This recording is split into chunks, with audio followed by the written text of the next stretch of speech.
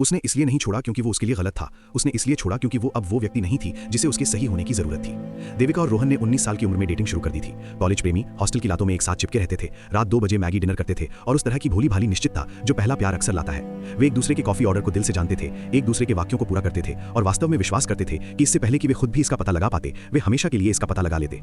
उस समय वे बिल्कुल मेल खाते थे।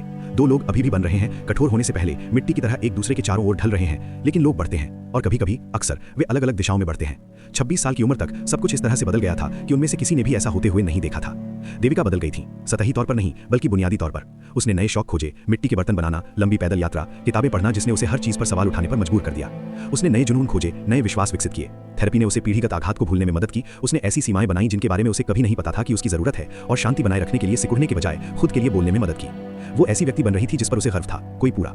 रोहन वैसे ही रहे, बुरे तरीके से नहीं। वो अभी भी दयालु था, अभी भी वफादार था, अभी भी वो लड़का था जिससे वो प्यार करती थी। लेकिन वो स्थिर था, उन पैटर्न में सहज था जो अब उसके लिए उपयुक्त नहीं थे। वो चीजों को वैसे ही चाहता था जैसे वे हुआ करती थीं, आसान, पूर्वानुमेय, सरल। उन्हें समझ नहीं आया कि देविका को अचानक स्पेस की आवश्यकता क्यों पड़ी, या उन्होंने उन दिनचर्याओं पर सवाल क्यों किया जो वे वर्षों से अपना रहे थे। आप बदल गए हैं, वो अक्सर कहते थे, और ये हमेशा एक आरोप की तरह लगता था। तुमने नहीं, उसने जवाब में फुसफुसाया, और ये शोक जैसा महसूस हुआ। जैसे जैसे वो बड़ी होती गई, वो इसके लिए उससे उतना ही अधिक नाराज होने लगा।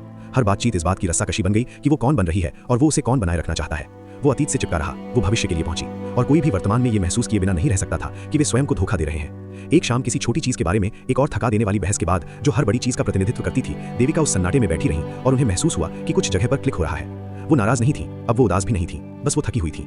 अपने विकास का बचाव करते करते थकी हुई हूँ, विकास के लिए माफी मांगते मांगते थकी हुई हूँ, एक ऐसे रिश्ते के लिए लड़ते लड़ते थकी हुई हूँ जो अब उसके लिए उपयुक्त नहीं है। जैसे कि वर्षों पहले के कपड़ों को अपने अंदर समेटने की कोशिश करना जो अब उससे मेल नहीं खाते जो वो बनेगी। उसने रोहन की ओर देखा, ये व्यक्ति है जिसे वो बहुत गहराई से प्यार करती थी, जो एक समय उसकी पूरी दुनिया थी, और विनाशकारी स्पष्टता के साथ महसूस किया प्यार पर्याप्त नहीं था, तब नहीं जब उसे छोटा रहना जरूरी था। मैं अब ऐसा नहीं कर सकती, उसने धीरे से कहा। रोहन का चेहरा उतर गया। लेकिन हम इसे ठीक कर सकते हैं, हम हमेशा करते हैं। नहीं, उसने धीरे से कहा, आखिरकार आंसू गिरने लगे। नहीं, हम नहीं कर सकते, क्योंकि जिस चीज को ठीक करने की जरूरत है वो ये है कि मैं हमसे बड़ा हो गया हूं और आप इसके लिए मुझसे नाराज हैं। सच्चाई उन दोनों के बीच एक गीत के अंत की तरह बस गई जिसे दोनों खत्म नहीं करना चाहते थे। वो चली गई, क्रोध में नहीं, विश्वास में नहीं, बल्कि स्वीकृति में। रोहन खलनायक नहीं था, वो बस एक अच्छा इंसान था जो उस अध्याय से जुड़ा था जिसे वो पहले ही बंद कर चुकी थी। छोड़ना नरक जैसी पीड़ा देता है, लेकिन रुकना और भी ज्यादा दुख देता था, क्योंकि बने रहने का मतलब था उस व्यक्ति को छोड़ देना जिसे बनने के लिए उसने इतनी मेहनत की थी।